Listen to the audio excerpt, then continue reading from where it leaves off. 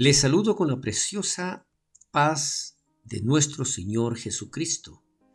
Hoy quiero hablar referente a la relación que el ser humano debe tener con Dios, mas no esa imposición que la mayor parte de personas tienen a través de sus actos, a través de sus obras, en donde siempre uno quiere presionarle u obligarle a Dios a hacer algo que supuestamente es bueno para nosotros. Y quiero tomar como base unos versículos del libro del profeta Daniel, en el capítulo 3, en donde la palabra de Dios declara, versículo 14, habló Nabucodonosor y les dijo, ¿es verdad, Sadrach, Mesach y Abednego, que vosotros no honráis a mi Dios, ni adoráis la estatua de oro que he levantado? Versículo 15. Ahora, pues, ¿estáis dispuestos para que al oír el son de la bocina, de la flauta, del tamboril, del arpa, del salterio, de la zampoña y de todo instrumento de música, os postréis y adoréis la estatua que he hecho?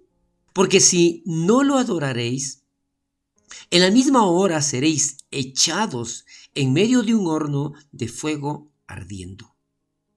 ¿Y qué Dios será aquel que os libre de mis manos? Versículo 16. Sadrach, Mesach y Abednego respondieron al rey Nabucodonosor diciendo, no es necesario que te respondamos sobre este asunto. Versículo 17. He aquí nuestro Dios a quien servimos puede librarnos del horno de fuego ardiendo y de tu mano, oh rey, nos librará. Y el versículo 18 declara, y si no, sepas, oh rey, que no serviremos a tus dioses, ni tampoco adoraremos la estatua que has levantado. Hasta aquí la palabra de Dios. Por lo tanto, inicié mencionando con relación al comportamiento del ser humano frente a Dios y de la forma como la mayor parte de la humanidad actúa ante un Dios que, según ellos, creen, pero como decía, imponiendo, obligando, tratando de que las cosas se hagan como el ser humano está pidiendo, mas no como Dios ya tiene preparado. Entonces, esto decía es el hecho de imponer o de obligar o de tener una relación con Dios. De la misma manera, para tener más claro, es como si yo como hijo a mi padre terrenal o a mis padres que están aquí, que me procrearon, ¿qué es lo que sucede? ¿Cómo yo debería acercarme a ellos para pedir algo que yo necesito?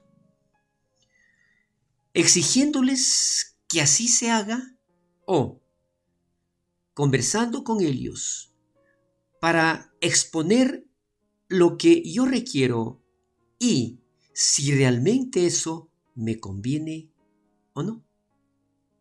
Hoy, al leer precisamente un devocional, recibí una inspiración para hablar de este tema, en donde en el tremendo error que la humanidad practica por medio de la tradición o costumbre inculcadas por los antepasados, muchas veces no reaccionamos, sino que simplemente lo hacemos de forma mecánica o porque algo tenemos ya en nuestro interior que nos hace repetir las cosas. Entonces, ¿qué hay de nuestro criterio? ¿Qué hay de nuestro análisis. ¿Qué hay de esa inteligencia que Dios nos dio? ¿Por qué? Imagínese, en muchas ocasiones, ¿no es cierto?, como en el caso en el que leímos esta porción de Daniel capítulo 3, en donde había un rey que simplemente hizo construir una imagen y el rey obligó a todos aquellos que pasaban cerca al oír cierto instrumento musical, ellos tenían que postrarse delante de esa estatua. Y de una u otra manera, nosotros podemos darnos cuenta que alrededor del mundo existe más o menos este tipo de costumbre en donde al oír ciertas campanas, al oír ciertas notas musicales, al pasar por algún lugar en donde está tal vez alguna imagen, hacen cierta reverencia a esa imagen. Pero, ¿qué es lo que nosotros debemos analizar al respecto? Aun cuando muchas personas dicen que esa imagen es simplemente una representación de algo o de alguien. Pero, ¿qué hay, decía yo, de esa relación con el Dios que nos creó, con el Dios que nos bendice, con el Dios que nos declara en su palabra que su misericordia es nueva cada mañana? ¿Qué hay de ese Dios omnipotente, omnisciente y omnipresente? ¿Qué hay de ese Dios que hace que las cosas pasen? Por lo tanto, ¿cuál es la práctica que nosotros tenemos? Como decía, por tradición o costumbre. ¿Cuál es la manera en que nosotros actuamos? O simplemente, como manifesté anteriormente, lo hacemos por costumbre, lo hacemos por un hábito que quedó en nosotros, ya que en la mayor parte esto fue inculcado en nuestra infancia, en nuestra adolescencia, y no hemos podido analizar, o sea, cuál es la razón para que nosotros actuemos de esa manera. Pero aquí nosotros vemos en lo que ya habíamos leído, que la respuesta de estos tres hombres, de estos tres jóvenes, puestos los nombres de Sadrach, Mesach y Abednego, respondieron de una manera firme al rey Nabucodonosor. Y ellos dijeron, ni siquiera deberíamos nosotros responderte. Pero sin embargo, hoy nosotros te vamos a decir que de ninguna manera nosotros nos postraremos ante esa estatua. Pero declara, dice, y peor aún, lo vamos a adorar. ¿Por qué? Porque ellos dicen, aun cuando mi Dios no nos librara de ese horno, ni así nosotros dejaremos de adorar y de glorificar al único y verdadero Dios. Yo quiero repetirle, aquí dice, nuestro Dios a quien servimos puede librarnos del horno de fuego ardiendo, y de tu mano, oh rey, nos librará. Pero dice adicionalmente en el versículo 18 que ya leímos, pero es necesario que recordemos. Y si no, sepas, oh rey, que no serviremos a tus dioses, ni tampoco adoraremos la estatua que has levantado. Porque igual si nosotros nos damos cuenta, cualquier imagen que nosotros encontremos en cualquier lugar y que ésta es venerada, que ésta es adorada, el hecho es de que ¿quién lo hizo? ¿Quién hizo esa imagen? Lo hizo el hombre. Lo hizo un ser humano.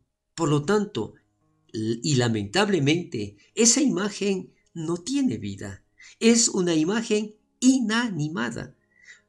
Y así, no puede hacer nada por sí mismo. Peor, por aquel que lo construyó, por aquel que lo hizo. No puede hacer nada. Y ese es el engaño que lamentablemente hoy por hoy muchas personas permanecen en él. Lo realmente indispensable en la vida de cada uno de nosotros es recordar que nosotros no fuimos creados a nosotros mismos. Tenemos, recuerde, un creador y es nuestro Dios todopoderoso. Y es el único y verdadero Dios que nos cuida y nos bendice. ¿Por qué? Adicional a todo esto, yo quiero corroborar, yo quiero manifestar lo que estoy diciendo al aplicar el Salmo 100, verso 3, en donde la palabra de Dios dice, Salmo 103, reconoced que Jehová es Dios. Él nos hizo y no nosotros a nosotros mismos. Pueblo suyo somos y ovejas de su prado. Aquí nosotros entonces nos podemos dar cuenta que definitivamente nosotros tenemos que quitar esa venda que algún rato nos pusieron a través de las costumbres y hábitos, a través de toda esa tradición que no nos lleva a nada, sino únicamente a mantenernos en la ceguera espiritual. Pues aun cuando estemos muy presionados, como en el caso de los 3 jóvenes que habíamos mencionado, para hacer lo que aparentemente es correcto, debemos dejarnos llevar por la fe y de una buena relación con un Dios vivo, el único, nuestro Dios, Jehová de los ejércitos, el Dios de poder y de gloria, el Dios que envió a su único Hijo, nuestro Señor Jesucristo, para entregar su vida para el perdón de todos nuestros pecados, que no necesita ser cargado para movilizarse. Recuerde esto, Dios, nuestro Dios, que es un Dios vivo, no necesita ser cargado para movilizarse. No necesita de nuestra ayuda. Nosotros somos los que necesitamos de la ayuda de nuestro Dios. Es allí donde nosotros también podemos reconocer y darnos cuenta que cada vez que nosotros le pidamos a Dios, debemos pedir que se haga su preciosa voluntad en nuestras vidas, y no tratar de obligar o de torcer su brazo para que nos escuche. El hecho es que definitivamente Dios, nuestro Dios, es un Dios vivo, es un Dios santo, es un Dios eterno. Es un Dios que escucha nuestro clamor, pero no solamente escucha, porque nuestro Dios sí tiene oídos.